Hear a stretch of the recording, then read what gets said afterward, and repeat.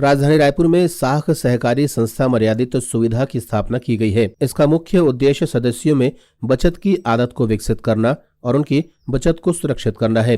साथ ही सदस्यों के वित्तीय जरूरतों को आसान और भागीदारी शर्तों को पूरा करना भी रखा गया है। इसके विजन के रूप में रायपुर के निवासियों का सामाजिक और आर्थिक उत्थान करना सुनिश्चित किया गया है।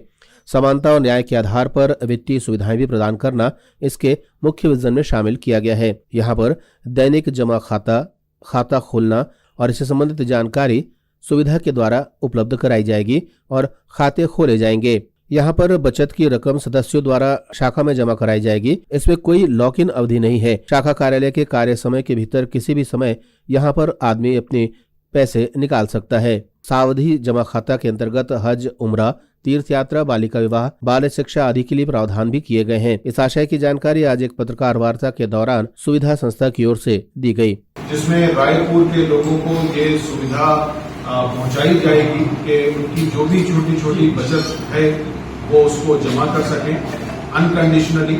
उसमें कोई लॉक इन पीरियड नहीं है, कोई कंडीशन अप्लाइड नहीं है और जब जरूरत हो वो आकर के विड्रॉवल कर लें नॉर्मल विड्रॉवल की तरह।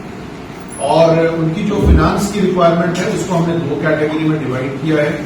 पहली कैटेगरी जो है वो कंजम्पशन लोन की है, जो बहुत ही बुनियादी जरूरतों से जुड़ी हुई है। एजुकेशन के लिए फीस चाहिए, हेल्थ केयर के लिए कुछ लोन चाहिए, घर में कोई बीमार हो गया हॉस्पिटलाइज उसके लिए पैसा चाहिए, घर की मरम्मत के लिए पैसा चाहिए, इस तरह की छोटी मोटी जरूरतों के लिए इसको कंजम्पशन की कैटेगरी में रखना है।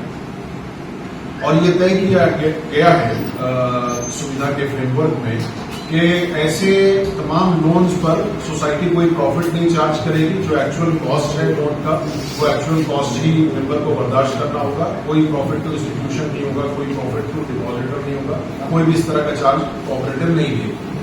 लेकिन दूसरी तरफ जो है वो मेंबर्स को कोऑपरेटिव के ये भी सुविधा होगी कि वो अपनी कारोबारी जरूरतों के लिए वहां से फाइनेंस हासिल कर सकें और उस पर जो कोऑपरेटिव जो मेंबर्स का जो मुनाफा है वो मुनाफे में से कुछ शेयर होगा, जो शेयर करना होगा जो म्यूचुअली एग्रीड टर्म्स है उसके ऊपर।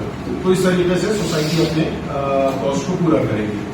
लेकिन असल बात जो है, जो कोर प्रिंसिपल है, जो कोर वैल्यू है या कोर मोटिव है इस सोसाइटी को बनाने का, वो ये है कि लोग फाइनेंशियली एम्पावर हों, एजुकेटेड हों और वो ये समझ सके कि जो भी उनकी रोजमर्रा की छोटी मोटी आमदनी है, इनकम है, उससे वो पैसे जमा करके अपने पैसों को जमा करके डिग्निटी के साथ वो अपनी जरूरतों को पूरा कर सकते हैं।